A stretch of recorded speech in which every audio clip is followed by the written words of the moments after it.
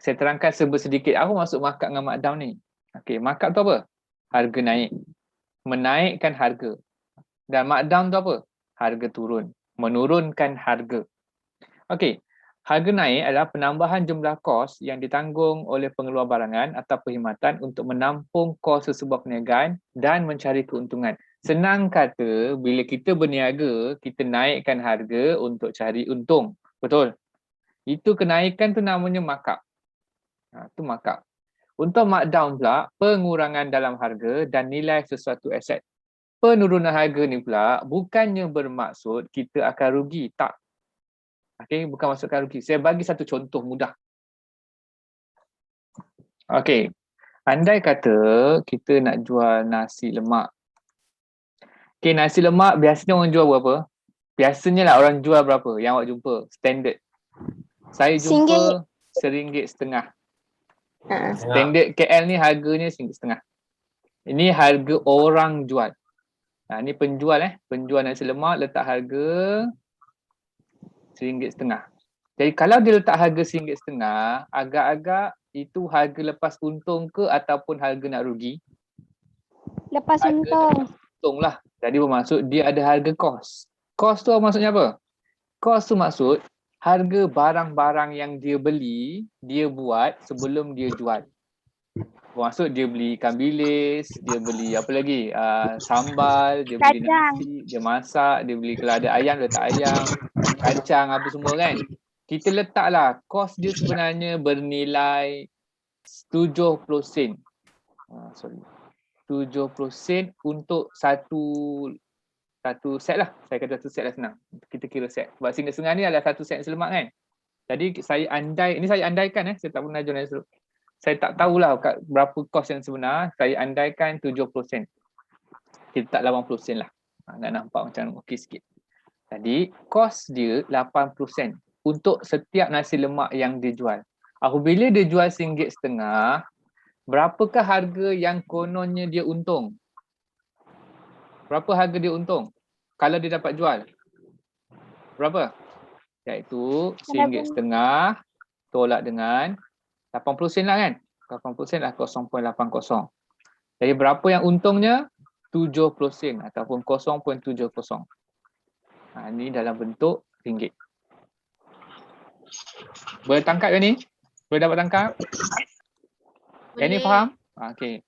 Jadi kat sini 70 sen ni bermaksud yang dinaikkan harga daripada kos kepada nasi lemak yang dijual.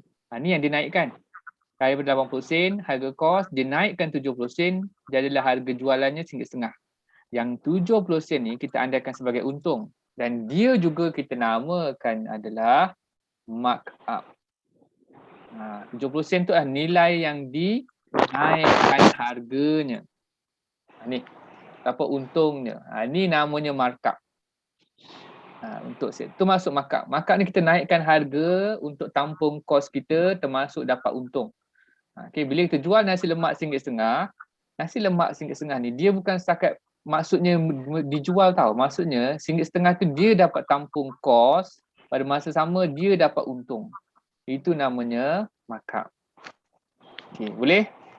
Kalau boleh bagus. Jadi apa maksud markdown pula? Markdown ni menurunkan harga untuk kes-kes tertentu. Jadi daripada mana dia turunkan harga? Bila kita kata dia turunkan harga, bermaksud dia dah menjual barang tu. Tetapi untuk sesuatu peristiwa, untuk sesuatu sebab, dia terpaksa turunkan harga. Nanti saya terangkan antara apa-apa sebab kenapa kita kena buat markdown. Jadi bermaksud, dia dah jual dah. Contohnya kalau kita ambil nasi lemak ni, dia dah letak harga nasi lemak RM1.50. Harga jual first. Harga jual, kita letak harga jual awal lah. Dia letak RM1.50. Dia tunggu pukul 8. PKP buka apa? Pukul 8 kan? Ke pukul 10 baru buka kedai nasi lemak ni? Kita letak pukul 8 lah. Dari pukul 8 dia jual nasi lemak, tak laku. Tak ada orang datang. Bila orang beli pun orang tak tengok nasi lemak dia, orang beli kuih je. Kalau jual kuih lagi lah kan kat sebelah tu. Lepas tu tunggu pukul 9 tak laku. Tunggu pukul 10 tak laku. Sampai pukul 11. Nak tutup kedai pun tak ada orang laku. Jadi apa yang dia buat? Apa yang dia boleh buat? Dia buat promosi. Promosi.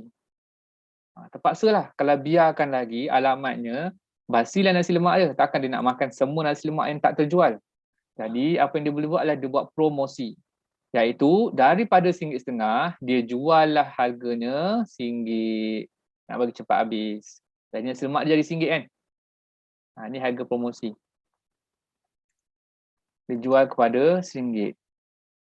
Adakah selepas dia jual RM1 ni dia akan rugi? Adakah dia akan rugi? Tak. Tak. Sebab apa?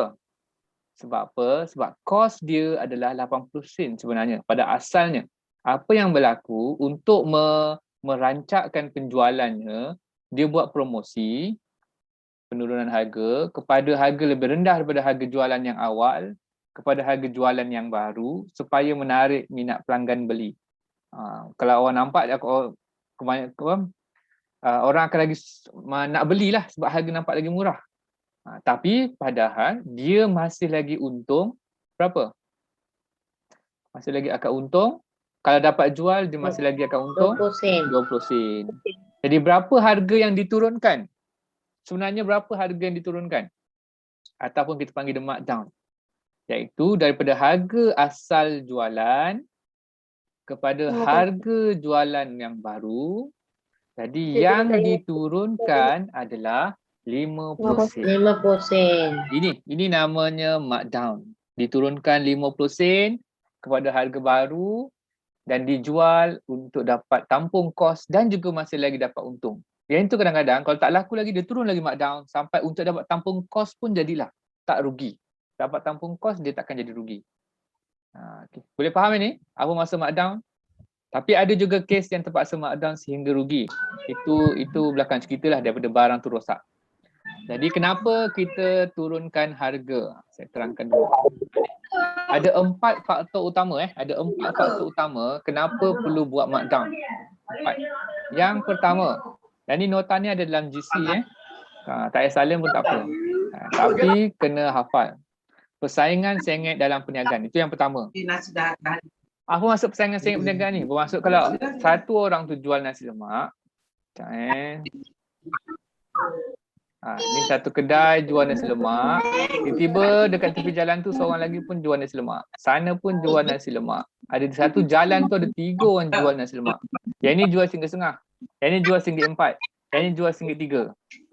Takkan yang RM1.5 ni dia nak kekalkan harga RM1.5. Ni 1.5 jual. Kan? Yang ni jual 1.4. Nasi lemak yang macam sama. Dan ni jual pula RM1 je. Nasi lemak yang macam hampir sama. Takkan RM1.5 ni nak kekal jual RM1.5 sedangkan kat situ ada persaingan orang jual RM1. Jadi nak tak nak dia terpaksa turunkan hargalah markdown untuk melawan pesaing yang ada di situ. Itu maksudnya persaingan sengit. Kalau orang tu jual kuih lain cerita lah. Ni orang tu pun jual barang yang sama. Biasanya persaingan sengit ni melibatkan barang yang sama tau. Okay. Kemudian yang kedua adalah pelupasan stok lama, rosak atau usang. Yang hampir-hampir nak rosak atau yang lama tu, yang contohnya barang bandel apa semua kan. Itu barang-barang lama dijual dengan harga yang lebih kurang, lebih turun. Asalnya baju tu harga 100. Yang masa baru. Tiba-tiba dah jadi second hand. Lepas tu ataupun dah jadi lama ataupun dah koyak sikit. Orang tu takkan jual 100. Sebab apa? Tak ada pembeli nak beli barang yang dah rosak. Jadi apa yang dia boleh buat? Diturunkan hargalah untuk bagi orang nampak boleh dibeli. Okey, bagi sama dengan nilai yang dah berlaku terhadap barang tersebut. Sama ada dah stok lama, rosak ataupun usang. Yang ketiga, secara pukal. Pukal tu apa? Apa maksud pukal? Siapa tahu? Apa maksud pukal? Pukal ni maksudnya adalah secara banyak.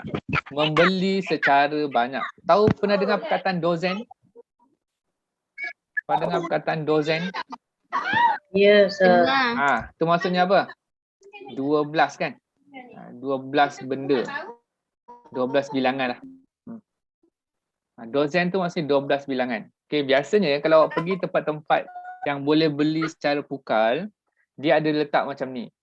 Harga satu barang, kalau awak pernah jumpa lah, saya rasa selalu jumpa lah ni. Okay. Harga satu sama dengan RM1. Contohlah harga 12 sama dengan RM9. Okey, harga 1 sama dengan RM1, harga 12 sama dengan RM9. Kat sini berlaku penurunan harga tak? Berlaku. Di mana kalau beli 12, sepatutnya kalau 12 darab satu barang RM1 akan jadi RM12. Betul? Tapi oleh kerana pemilihan pembeliannya adalah secara banyak, secara pukal iaitu 12, dia dapat pilihan penurunan harga daripada RM12 menjadi RM9 sahaja. Yang ini pun namanya adalah faktor menurunkan harga. Jangan risau, biasanya orang turunkan harga ni masih lagi dapat untung. Yang itu kalau pergi pasar raya ada promosi sampai 50%, 60%, 70%. Sebenarnya apa yang dia buat tu masih lagi dalam tampung dia punya keuntungan. Okey. Dan last sekali, penutupan barisan barang dagangan. Apa maksudnya ni? Saya bagi contoh mudah lah yang keempat ni. Macam iPhone. Okey, iPhone. Sekarang ni iPhone berapa dah? iPhone 12 kata saya kan. iPhone 12 dah kan? Okey, kalau setahun yang dulu adalah iPhone 11. Okey, jadi pada masa tu iPhone 11 harga dia memang paling mahal lah. Paling standard lah iPhone 11. Bila dah masuk barisan barang dagangan baru iaitu dah masuk tahun ni, 11 sudah ketinggalan. Yang baru adalah iPhone 12. iPhone 12 pula akan jadi harga yang paling mahal lah. Dan iPhone 11 yang dah ketinggalan tu, harga dia akan menurun. Daripada sepatutnya asalnya dulu harganya sebanyak, contohlah mungkin 3,000 saya rasa. Ya, iPhone 3,000 iPhone 3,000, 4,000.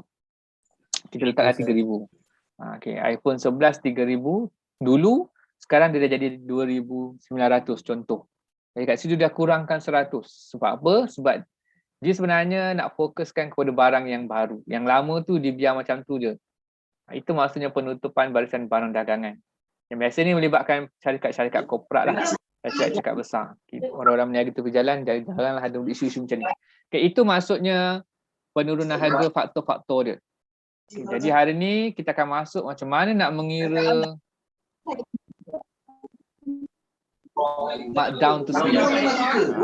Formula dia, markdown bersamaan dengan OP tolak NP. OP ni apa? OP ni apa? OP ni adalah Old Retail Price, harga jualan lama. Macam saya sebutkan tadi, untuk markdown dia akan ada dua harga jualan. Yang first harga jualan lama, kemudian bila tak laku dia buka harga jualan baru, dia turunkan harga. Jadi penolakan antara dua harga tu adalah nilai markdown ataupun MD. Kita tak gunakan markup sebab kita tak gunakan M sahaja sebab kita dah gunakan simbol M tu untuk markup. Markup kita letak simbol M sahaja. Jadi kalau markdown simbol dia adalah MD.